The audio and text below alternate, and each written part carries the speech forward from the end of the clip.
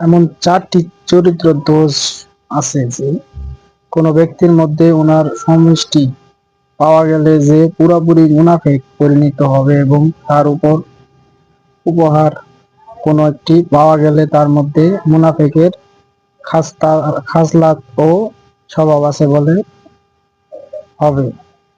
Number 1, আমানতের খেয়ানত করা। নাম্বার 2, কথায় কথায় মিথ্যা কথা বলা। অঙ্গীকার ভঙ্গ করা। কারো সঙ্গে মতানৈক্য বা বিরোধ হলে তাকে গালাগালি করা। যে ব্যক্তি ঈমানের দ্বারা উদ্যুক্ত হয়ে এবং আখিরাতের আল্লাহর নিকট সওয়াব পাবার আশায় অনুপ্রেরিত হয়ে লাইলাতুল কদরের 1 রাকাত ইবাদত করবে, ওই ব্যক্তি পরবর্তী সগীরা গুনাহ সমূহ মাফ হয়ে যাবে। সুবহানাল্লাহ।